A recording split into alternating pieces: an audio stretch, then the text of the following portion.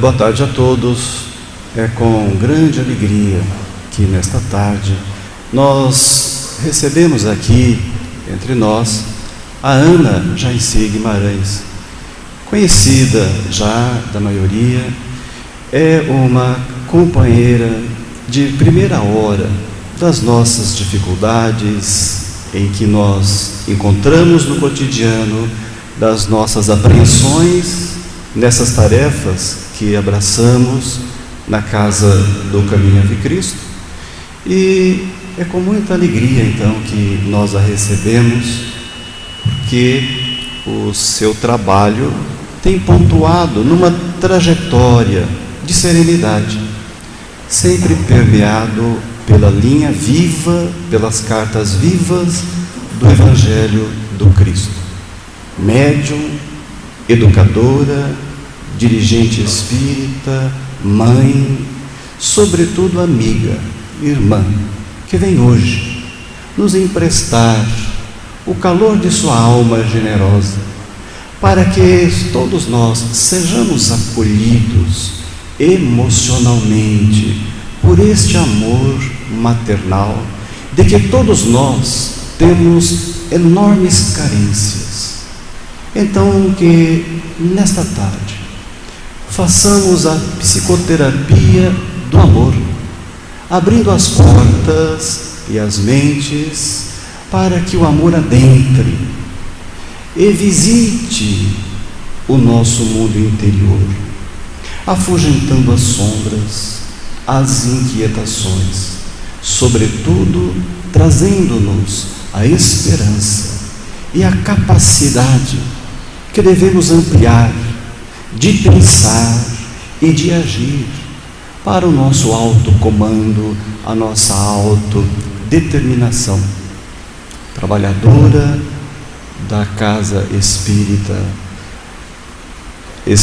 Caminho da Esperança, é algo tão belo e tão sublime que de quando em quando acabei de perguntar a ela o nome da casa que ela dirige na cidade do Rio de Janeiro, oferecendo cursos, trabalhos, estudos e assistência às pessoas carentes.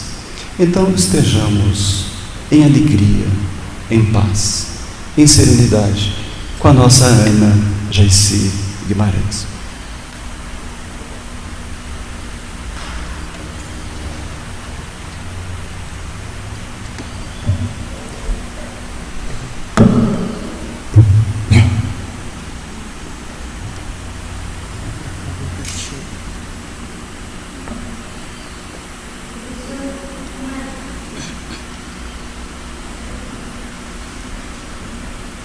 Caríssimos irmãos, que nos abençoe o Senhor Jesus, que Ele nos conceda tranquilidade, harmonia e paz. Só tu choras, irmão, em teu carpir dorido, porque trazes assim o peito compungido, guardando a noite na alma e o fel no coração.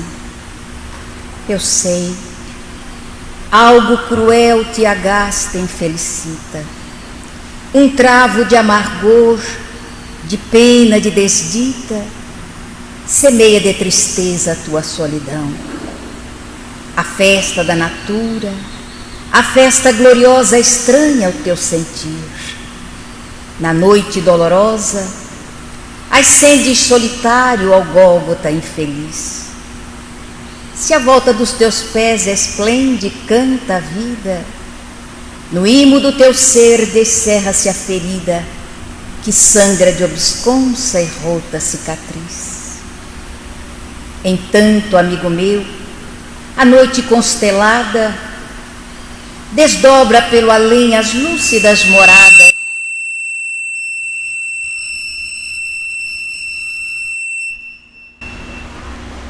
Alguém está contra mim.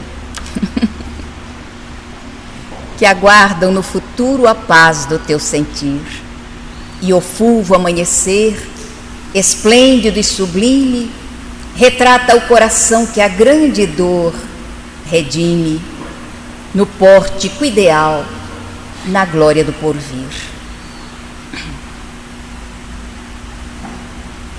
Os poetas, escrevendo de uma forma tão bonita, tão harmônica, eles tocam profundamente as necessidades da alma de cada criatura.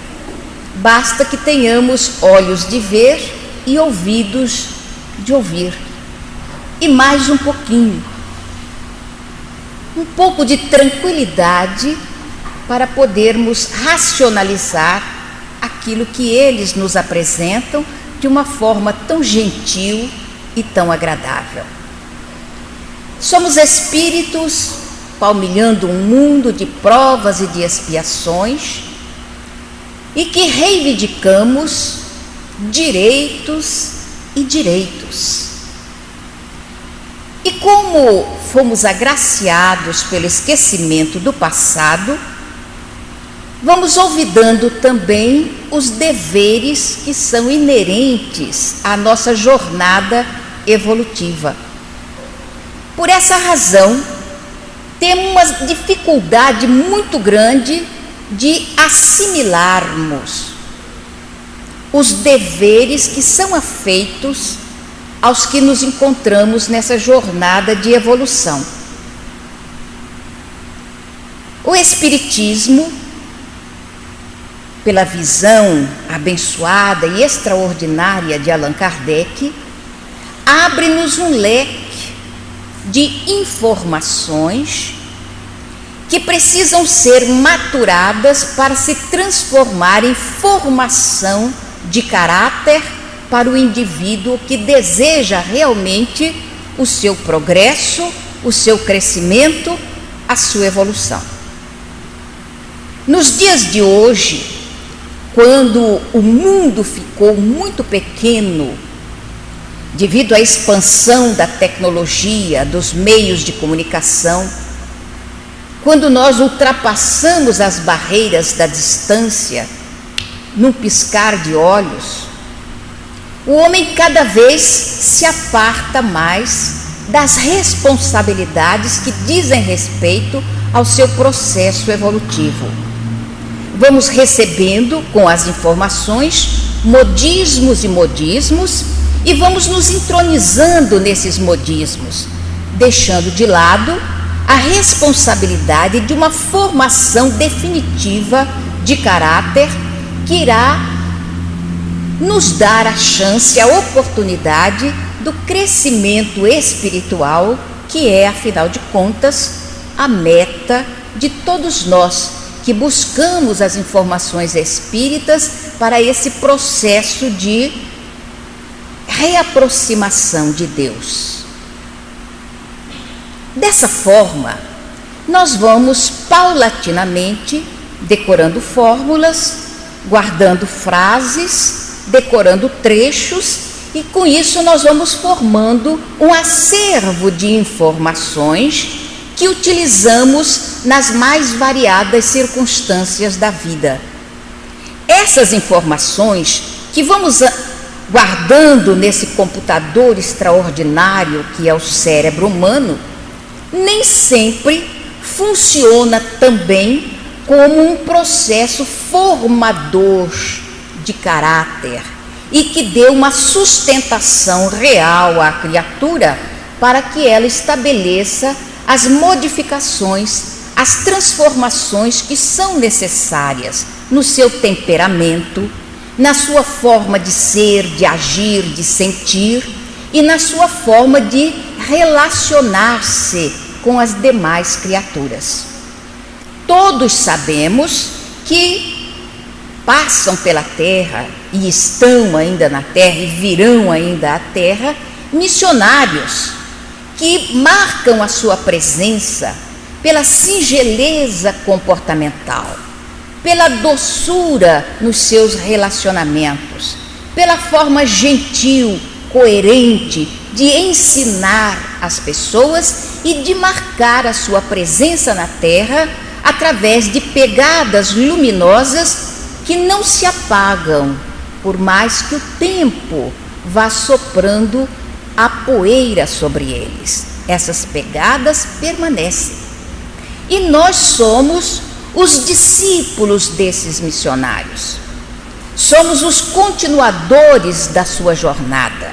E principalmente os espíritas temos a responsabilidade de alguma forma, restaurarmos o brilho do cristianismo primitivo, que foi se apagando. O movimento primitivo dos cristãos foi se apagando paulatinamente a partir do IV século, chegando nos dias de hoje de uma forma mais intelectiva do que realmente funcional para todos aqueles que estamos buscando Jesus. O Espiritismo tem como objetivo trazer de volta os ensinamentos do Cristo, restaurar aqueles ensinos, mas da forma que era aplicado no início, nos primórdios do movimento cristão. Esses objetivos nem sempre são recordados por nós, os espíritas modernos, porque estamos exatamente penetrando um modernismo por demais acentuado, que faz com que a gente fuja do caráter fraterno, amigo, aglutinador do cristianismo e do espiritismo por excelência.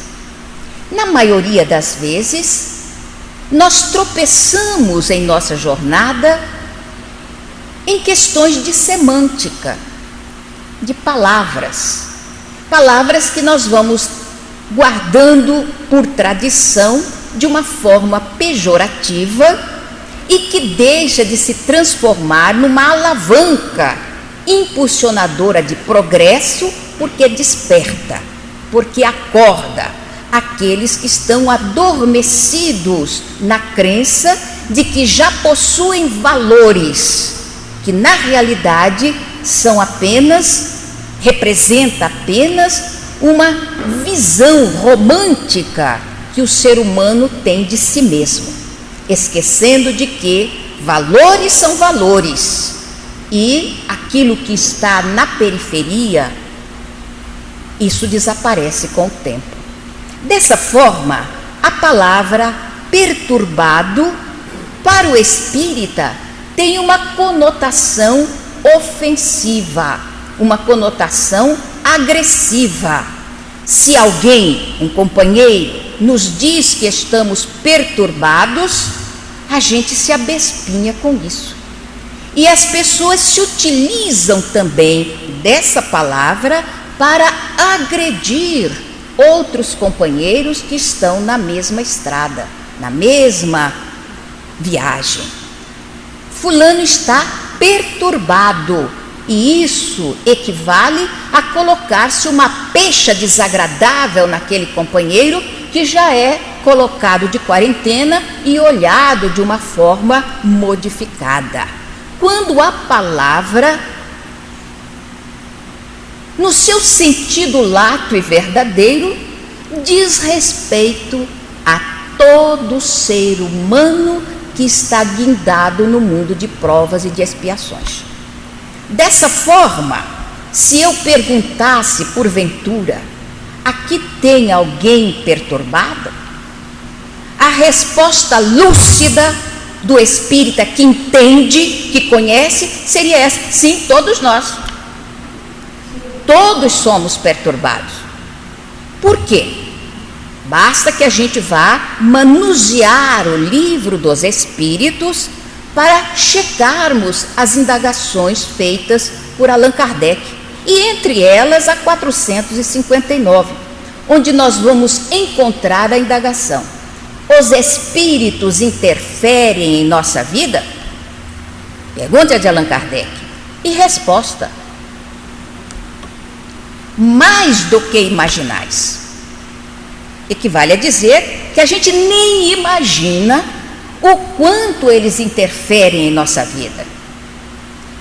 E aí os espíritos vão mais além, de tal maneira que ordinariamente são eles que nos dirigem. Maturem essa informação, pensem nessa informação e vamos ver se você tem coragem de dizer que não é perturbado. Como ousaríamos isso? Se nós nos conhecemos e sabemos como são os pensamentos que nós guardamos em nossa mente, o arquivo mental que comumente nós estamos manuseando, nós sabemos disso. Será que o pensamento nosso guarda apenas ideias altruístas, pensamentos elevados, que nos proporcione o fato de estarmos constantemente ligados a entidades como o Dr. Bezerra, como Francisco de Assis, Teresa de Calcutá, etc., etc., ou Francisco Cândido Xavier? Será que nós estamos credenciados a isso? Digamos assim, que em 24 horas, não é força de expressão, não. Em 24 horas, a gente consiga 5 minutos de verdadeira espiritualidade. Em 24 horas, se você consegue 5 minutos de verdadeira espiritualidade, você é especial, muito especial. E deve se esforçar para conseguir 6, 7, chegar a uns 10 minutos de verdadeira espiritualidade, ou seja, de uma ligação real com a espiritualidade. Aí alguém vai dizer, mas a senhora está exagerando também. E a hora da prece? Não muda nada, não muda nada, porque geralmente os nossos momentos de prece não estabelecem aquela ligação vertical. Quando muito, conseguimos uma ligação horizontal com a espiritualidade. Então, as nossas orações não saem dos sentimentos, geralmente saem das necessidades, e são mais palavras do que sentimento. E dessa forma, as dificuldades que se acumulam para que a gente consiga um momento de introspecção real e que a gente consiga realmente estabelecer um liame com a espiritualidade no momento de concentração, que é um outro detalhe, uma outra palavra muito repetida, mas pouco conhecida e pouco sentida. O momento de concentrarmos-nos em alguma coisa. Então é preciso que a gente comece a maturar esses elementos para descobrirmos onde é que nós nos encontramos ou em que situação nós nos enquadramos. Que somos perturbados, isso é pacífico. Então, se alguém disser, você está perturbada, quer dizer, você está um pouco mais do que comumente. A atitude correta do verdadeiro espírita não é se aborrecer ou responder, perturbado é você, só pode. O certo seria a gente perguntar para o companheiro, você acha? O que é que eu estou fazendo diferente que eu não estou percebendo? Essa seria a situação coerente, a atitude espírita nossa, de nossa parte, porque às vezes nós estamos extrapolando a perturbação cotidiana e já estamos entrando numa outra fase. Aí então, quando nós perguntamos, você está fazendo tal coisa assim, assim, ou isso e aquilo, convém moderar. Vou prestar mais atenção. Isso é se nós somos sinceros em nosso esforço ou no nosso trabalho de alguma sorte colaborar com a evolução da humanidade e a nossa própria evolução. Assim, nos quadros perturbativos mais comuns e que geralmente nós não damos muito valor ou nenhum valor, porque como a gente observa as pessoas tratando esse tipo de perturbação de uma forma tão desprovida de valor, que a gente utiliza isso e passa para frente na maior tranquilidade, quando a gente deveria, nós espíritas, deveríamos nos envergonhar desse tipo de comportamento, até mesmo dentro do quadro familiar, na nossa convivência com os nossos familiares. Então vamos analisar um processo perturbativo que é apenas inicial, é um chamado de atenção. Alô, você está na Terra. Alô, essa Terra é de provas e de expiações. E segundo Allan Kardec, na Gênese, em torno, na psicosfera da Terra, pululam espíritos de qualidade inferior. E esses espíritos estão em nossa psicosfera porque eles são atraídos pelos nossos pensamentos. Esses espíritos que tornam a psicosfera do planeta desagradável, pesado, violento, agressivo, esses espíritos aqui estão atraídos pelo nosso pensamento e pelo nosso comportamento. Quando a gente lê isso em A Gênese, temos que prestar atenção. Afinal de contas, todo mundo pensa mal, só eu que não penso? Só eu que sou especial nesse concerto de criaturas que estamos na Terra? Não, eu não sou diferente dos demais. Agora, eu posso me esforçar para domar o meu comportamento agressivo e negativo. O primeiro aspecto perturbativo, que muitas vezes a gente não dá muita atenção, porque é muito comum. O mal-estar. O que é um mal-estar?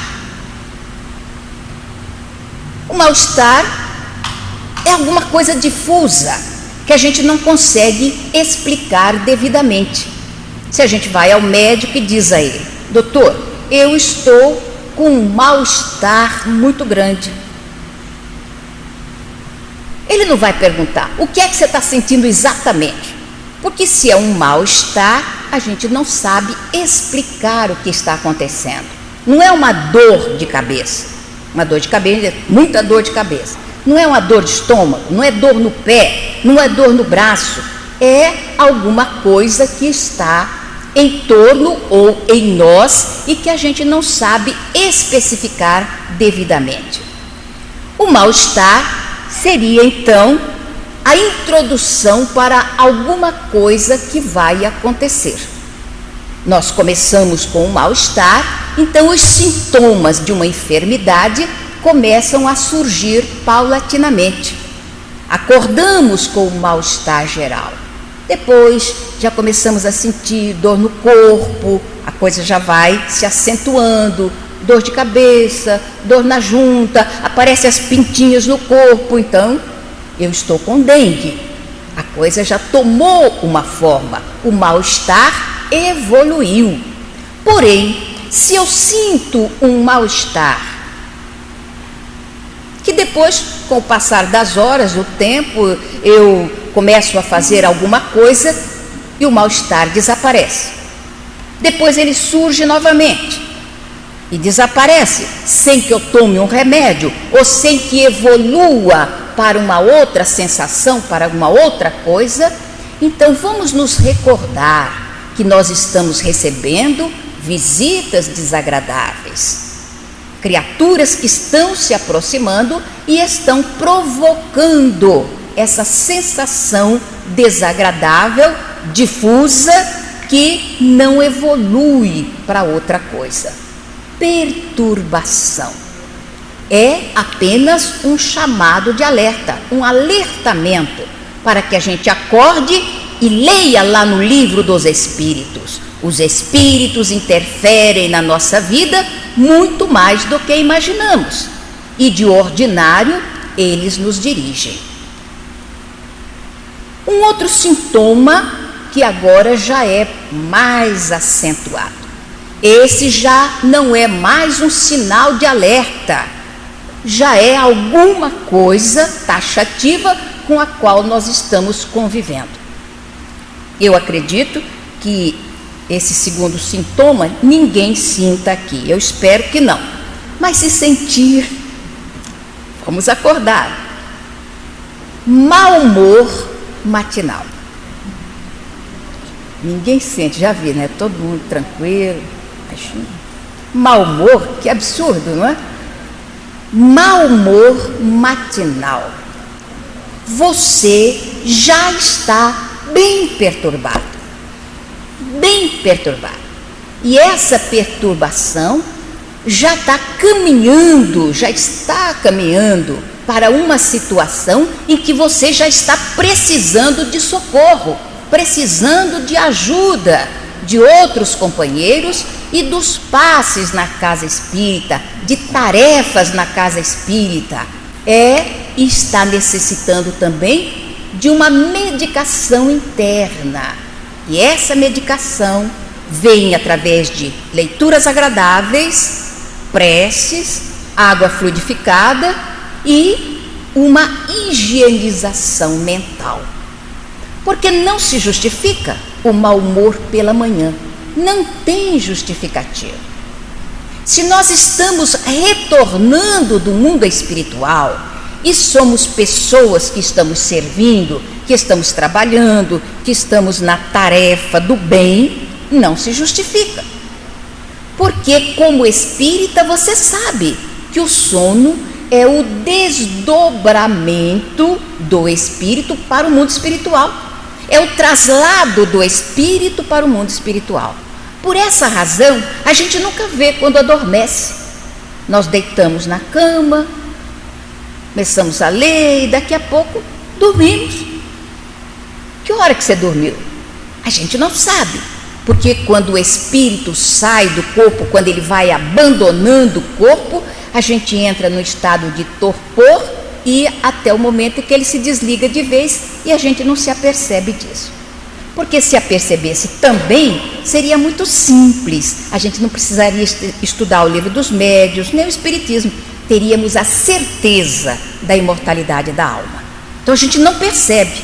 Ora, você sai do corpo e adentra o mundo espiritual. Quem é que mora lá? Moram lá os espíritos, naturalmente. E como em toda cidade, em todo o espaço que nós utilizamos na Terra, tem os benfeitores e tem os malfeitores. Se nós entramos numa cidade e nos ligamos aos benfeitores, nós vamos ter um clima agradável, um clima gentil, um clima que vai preencher o nosso coração de alegria, de felicidade. Ora, você entra na cidade e é recebido pelos benfeitores, pelos amigos, e você vai para uma reunião luminosa, onde pontificam aqueles que já estão no serviço do bem. Vai ouvir uma palestra de Chico Xavier, ele deve estar palestrando lá, ele não era palestrante aqui, mas de certo lá já é. Ou ouvir uma preleção de Joana de Ângeles. Como é que você vai voltar para o corpo? Mal-humorado? Aborrecido? Zangado? De forma nenhuma. É quando a gente acordava, quando criança, a gente acordava cantando, a vovó dizia assim: viu passarinho verde. Então a gente acorda assim, feliz, alegre, satisfeito. Aí pergunta: por que você está assim? Eu não sei, mas alguma coisa muito boa aconteceu. E esse bem-estar, essa alegria perdura por um mês, um pouco mais, um pouco menos, mas permanece conosco. Agora, você sai do corpo, o Beldroegas está te esperando, para levar para onde?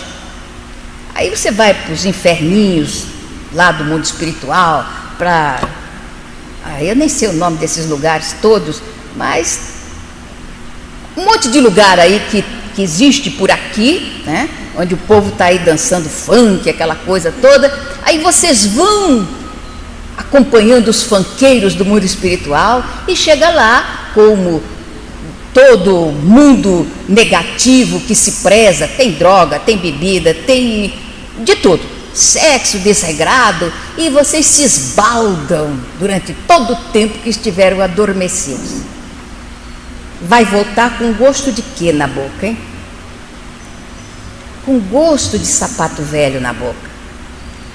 É a mesma coisa quando a gente vai nessas festinhas com muita bebida, com muita droga. Quando a gente acorda o quê? Com vontade de morrer. Me disseram como é que é? De ressaca, é ressaca. Aquela ressaca danada, dor de cabeça, dor no corpo, aborrecimento, vontade de brigar, vontade de bater e nenhuma vontade de apanhar, porque se tivesse seria o melhor. Bate em mim, a gente batia e acabava. Então, o mau humor matinal é a demonstração de que nós estivemos em companhias deletérias, companhias desagradáveis, e retornamos encharcados de fluidos negativos, e o corpo reage contra. Quando nós penetramos ou nos ligamos molécula a molécula ao corpo, ele reage, e a sensação é desagradável. Então a gente está mal-humorado, aborrecido, zangado. Ora, o espírita que sabe disso não vai ficar envergonhado de acordar mal-humorado? Por isso que Allan Kardec diz que se reconhece o verdadeiro espírita pelo esforço que ele faz para domar as tendências negativas. Então, se a esposa que acordou mal-humorada, ela vai lembrar que o marido é espírita e que sabe o significado disso. Então ela vai fazer um esforço para dizer: bom dia, meu bem, que dia lindo, abre a janela, que beleza, olha só, chuva, ou sol, os passarinhos cantando, tem uma coruja ali no toco, ali perturbando o seu dia, mas você não vai demonstrar, porque senão é capaz dele olhar para você e falar: onde é que você andou? Ou então, se é o marido que acorda na mesma circunstância, ele vai fazer um esforço para que não aparente, para que a esposa não fique sabendo que ele andou lá pelos recantos do mundo espiritual, onde estavam presentes. Deixa para lá. Melhor que isto não ocorra. Então nós vamos fazer aquele esforço. Isto já é uma perturbação mais acentuada. Está te conduzindo para um processo obsessivo. Aí nós vamos para uma terceira etapa. Já passamos pelo mal-estar, já chegamos ao mau humor. Agora nós vamos chegar a uma coisa que as pessoas acham tão natural. Quantas vezes a gente ouve as pessoas dizer assim: hoje eu estou tão irritado, e ainda faz um irritado, parecendo até que irritação é uma coisa bonita, agradável. A gente bota uma faixa assim: hoje eu estou irritado, e uma coroa também, né? A coroa do rei da irritação. A irritabilidade já é uma terceira etapa perturbativa. As pessoas não enxergam assim: eu estou muito irritada hoje. Nem chega perto, eu estou muito irritada. Ora, muda a palavra. Olha, hoje eu estou perturbado, lotação completa. Nem chegue perto. Então nós vamos perceber que a perturbação já está tomando um caráter mais sério.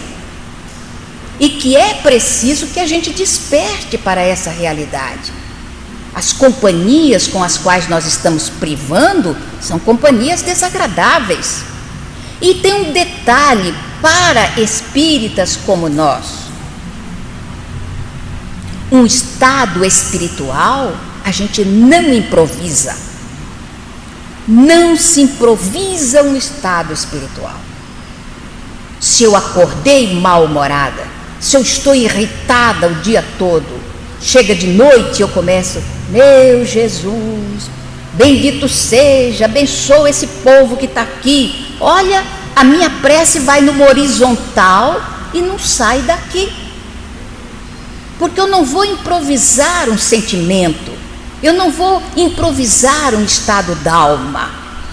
Então a minha prece não pode entrar numa verticalidade, absolutamente.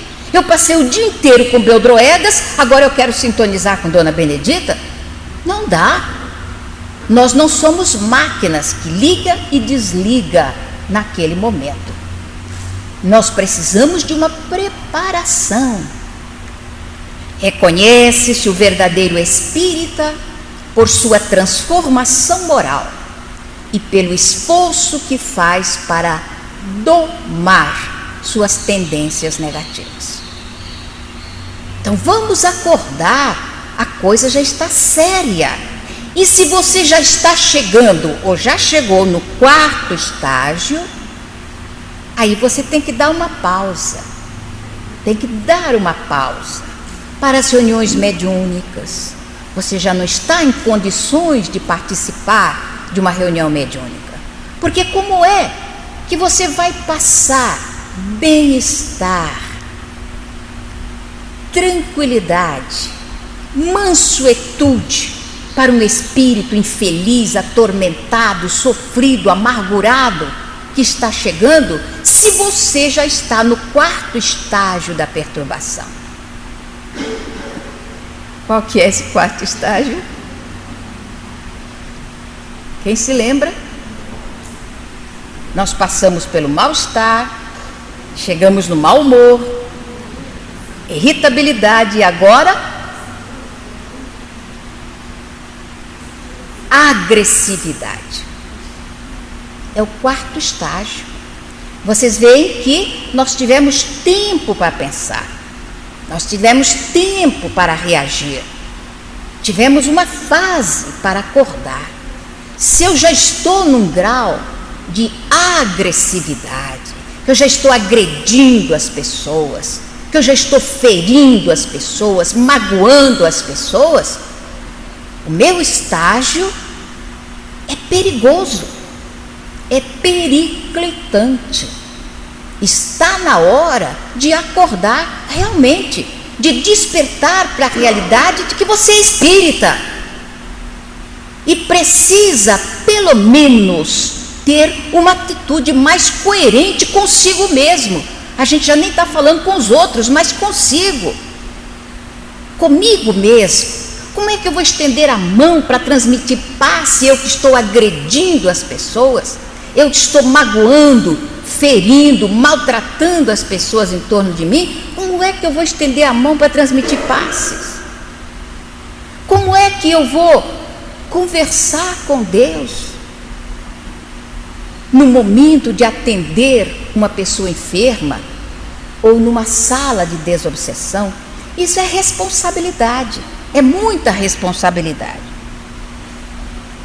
Agora, esse bicho me mordendo aqui também é muita responsabilidade dele. Então vamos recordar, nesse estágio da agressividade a gente já não tem muita noção, já perde a noção. A irritação ainda dá para se notar, porque a gente ouve a pessoa falar: eu já estou com mau humor danado, então hoje eu estou irritada. Mas a gente nunca ouve a pessoa falar assim: hoje eu estou agressiva, nem chegue perto. Porque a pessoa já não tem noção desse estágio, já não se apercebe de como está maltratando as pessoas que estão em torno. E normalmente quem sofre com isso é a família, e por isso a desagregação familiar, principalmente a família espírita, que hoje já não consegue superar esses estágios perturbativos em que a gente penetra. Não deveria ser por ignorância, porque isso deveria ser batido na casa espírita sempre. Parece uma conversa desagradável. Às vezes eu fico pensando comigo mesmo, se a gente não deveria falar de consolação, falar de coisas lindas, Jesus, o batismo de Jesus e tal, mas a gente fala dessas coisas todas e as pessoas ficam do mesmo tamanho, não muda nada. Então a gente precisa tocar na ferida, que é para a pessoa despertar. A acordar para essa realidade, porque principalmente essa questão de perturbação, e eu fico, às vezes, aí eu fico irritada, não fico não, mas eu fico apreensiva quando eu percebo que a pessoa reage quando fala que está perturbado. Ali, hoje você está meio perturbado. A pessoa já olha querendo brigar e está mais perturbado ainda, mais do que a gente imaginava, que quem quer brigar está muito perturbado. Então vamos lembrar que perturbação é para todos os que estamos no mundo de provas e de expiações, em contato com essa psicosfera doentia que nós atraímos com o nosso pensamento e o nosso comportamento. Você imagina, Jesus chega para nós e diz assim: se você disser raca ao seu irmão,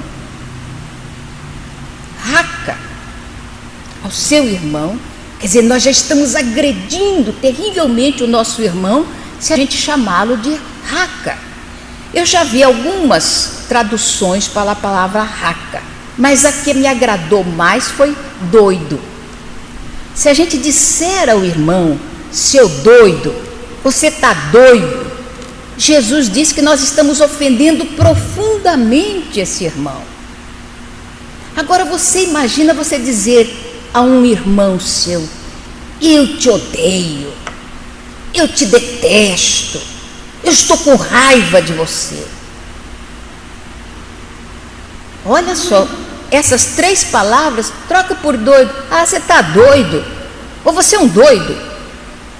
Será que é mais pesada do que ódio, do que raiva,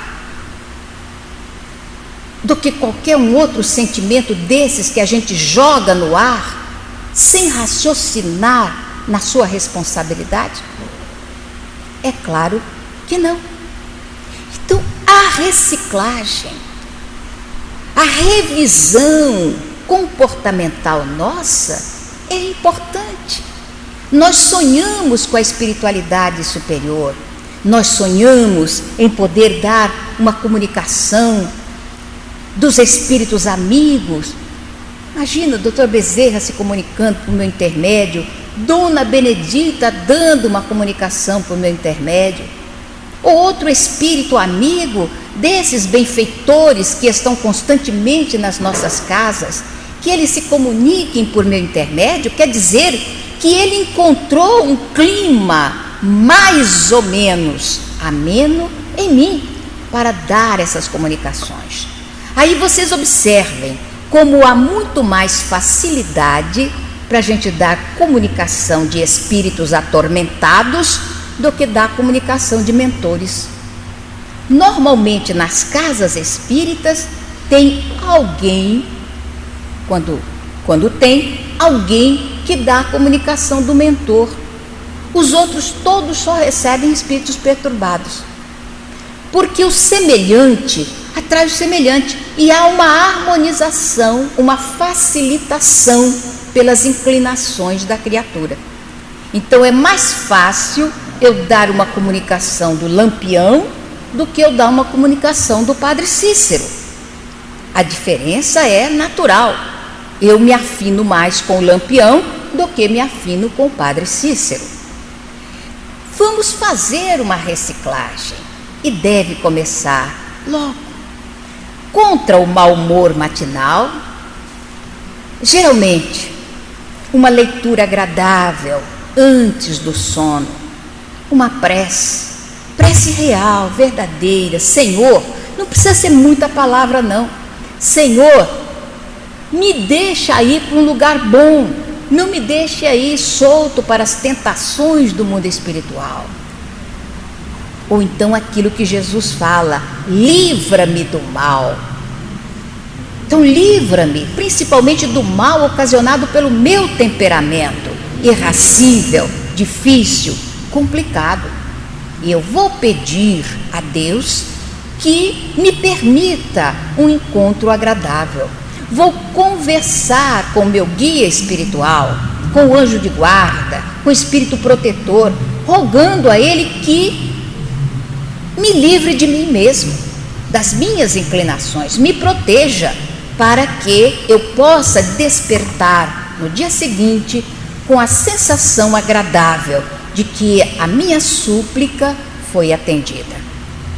E aí nós vamos nos lembrando da perturbação e vamos tentando de alguma sorte superar tudo isso. E o trabalho de recuperação que a gente faz não é no centro espírita. Não é. O primeiro passo é dentro de casa. O primeiro passo que damos é com os nossos familiares.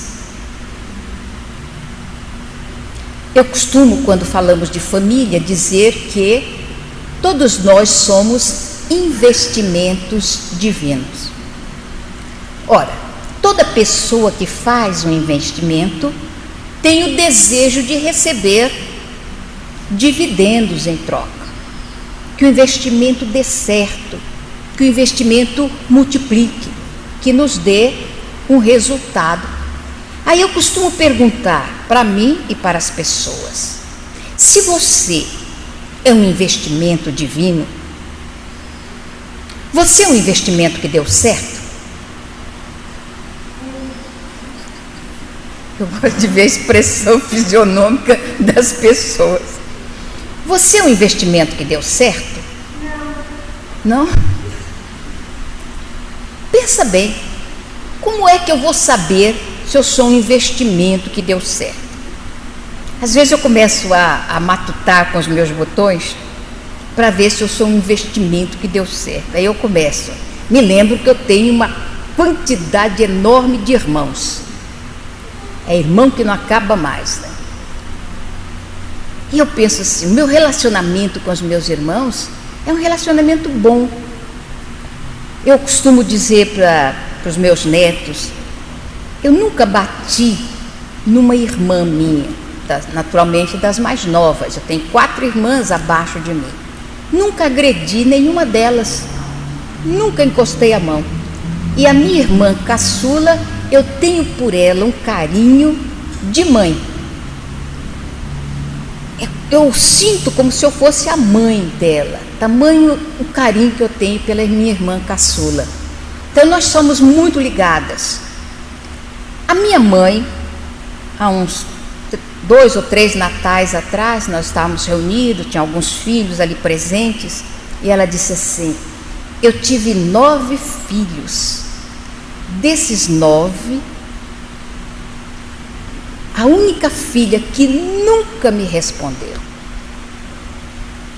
E ela me apontou. E eu fiquei com muita vergonha. Eu fiquei envergonhada, comecei a lembrar para ver se eu já tinha respondido a minha mãe alguma vez. Mas que eu me recorde, nunca. E ela disse aquilo. Dos 9 filhos, 1 filho e 8 filhas, o único que nunca me deu uma resposta agressiva, violenta, e me apontou. Então eu começo a pensar, o meu pai é a mesma coisa, eu me dou bem com os meus irmãos. Aí eu estou lembrando dos filhos, os filhos a coisa já é um pouco mais complexa, mas os meus 3 filhos têm um relacionamento de amigos, nós temos um relacionamento de amigos. E com a Nete também, nós temos assim muita amizade, com um pouco de dificuldades. Geralmente eu tenho que ceder terreno para ela, porque ela é mais poderosa que eu, então a gente cede um pouquinho o terreno. Mas normalmente a gente conversa muito, conversa não, ela fala e eu escuto, porque ela tem uma cultura muito maior do que a minha, ela conhece o espiritismo muito mais do que eu, então ela começa a falar e eu calo e fico ouvindo. De vez em quando dou umas tacadinhas e tal. De vez em quando ela diz assim: mãe, não é assim. Eu digo: filha, você está esquecendo de uma coisa, o conhecimento seu é maior, mas a experiência minha é maior. Então, entre conhecimento e experiência, eu fico com a experiência. Então, vamos pensar se é um investimento que deu certo. E aí eu vejo as noras. Meu Deus, eu faço um esforço tão grande para tratar bem as minhas noras. Nunca tivemos assim um bate-boca, uma discussão, um aborrecimento. E toda vez que as noras vêm reclamar dos meus filhos, eu fico a favor delas. Tranquilamente digo a eles: se vocês se separarem algum dia, a nora entra na minha casa, você não. Porque não foi isso que eu te ensinei.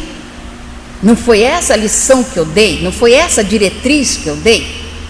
Então é um relacionamento afetivo. Com os meus cunhados, que eu tenho muito mais cunhado do que cunhada eu só tenho uma. Então o relacionamento, a gente procura sempre aquele relacionamento afetivo, é família. E é onde a gente reencontra os desafetos do ontem. E encontrando os desafetos do passado, é com eles que a gente tem que se harmonizar. Não adianta nada eu conquistar 1 milhão de amigos lá fora e perder os meus familiares. Eu estarei perdendo os meus esforços, porque eu tenho que conquistá-los. É isso que está no Evangelho. Amai os vossos inimigos, fazei o bem para aqueles que vos maltratam e caluniam. Ora, se os grandes inimigos estão dentro do lar, é aqui que eu tenho que fazer o plantio maior.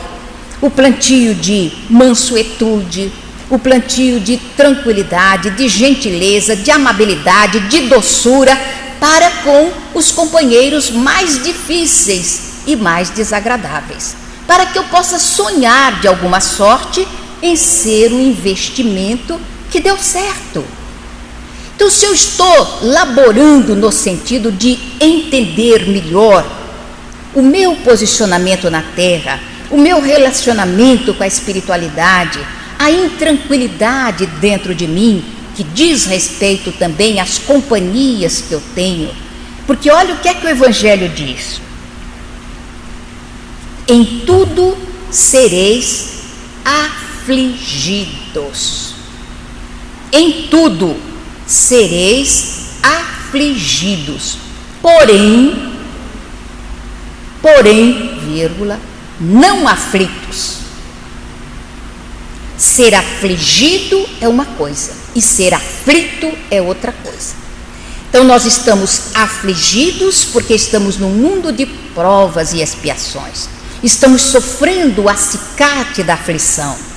Estamos sofrendo o guante dos ataques, dos assédios contra nós. Agora, ficar aflito já é uma outra etapa. É porque não tivemos a tranquilidade para superarmos os quadros afligentes. Então, podemos sofrer a aflição, mas não nos deixarmos ficar aflitos. Porque então nós cedemos espaços para aqueles que desejam a nossa infelicidade, a nossa dor, o nosso sofrimento. Nós estamos então servindo uma doutrina consoladora. Se ela é consoladora, nós temos que espargir em torno de nós consolação, alegria, vibração, vontade de servir, aglutinando, atraindo as pessoas. A casa espírita deve ser aquele núcleo onde as pessoas entram e não têm vontade de ir embora. Certa ocasião, Dona Benedita falando que quando o centro espírita termina a sua atividade e cada um sai correndo, pega o seu carro, sua bicicleta ou vai a pé embora, é porque a casa ainda é vista como um clube social. Terminou a ação, cada um vai embora. Mas quando termina as reuniões e as pessoas ficam e conversam e trocam ideias e tal, então nós estamos dentro de um clima de fraternidade, de carinho. Nós estamos percebendo a presença dos espíritos amigos que estão ali. E então esse clima é realmente um clima afetivo, consolador de uma casa espírita. Então vamos olhar com carinho a nossa casa espírita e vamos ser daquelas pessoas que sempre traz mais um para a nossa casa. Vamos lá para a nossa casa. A nossa casa é alegre, é boa, nossa, é um clima, a gente entra ali dentro e não tem vontade de sair. Às vezes eu digo ao povo lá da casa, lá, gente, vamos embora, já precisamos sair. que o clima do Rio de Janeiro exige que a gente volte logo para casa, mas as pessoas querem conversar mais um pouquinho, esticar mais um pouco. Esse é o clima da casa espírita. Vamos tornar isto uma realidade. Sejamos nós aquele que aglutina e não aquele que dispersa, não aquele que estabelece cisânia. Por isso, o Senhor Jesus nos disse: bem-aventurados os mansos, eles possuirão a terra, porque eles criarão um clima tão bom, tão ameno, tão suave, que toda a terra vai se felicitar e vai ficar morando naquele coração para sempre. Então vamos nos recordar do poeta que diz: só tu choras, irmão. E vamos mudar o clima. Sejamos daqueles que sorriem para que a vida seja mais feliz. Sejamos daqueles que cantem para que o clima na terra se modifique. Sejamos daqueles que ofereçamos o abraço confraternativo, o olhar de carinho e uma visão mais ampla de fraternidade, para que o Senhor Jesus, enxergando a terra, como Joana diz que por ano ele vem 1, 2 vezes, Jesus passa pela terra, que ele passe pela terra e passando aqui por cima de Araçatuba, que ele diga: olha, este aqui é a comunidade Ave Cristo, é um lugar tão consolador, tão amigo, dirigido por corações doces, corações amigos e bons. E aí então os espíritos virão para cá, e aí vocês nem imaginam o que eles vão fazer. Vão trazer um monte de espírito sofredor e perturbado para vocês tomarem conta. Quer uma tarefa melhor do que essa? Receber a confiança do mundo espiritual. Que Deus nos abençoe, muita paz, muito obrigada.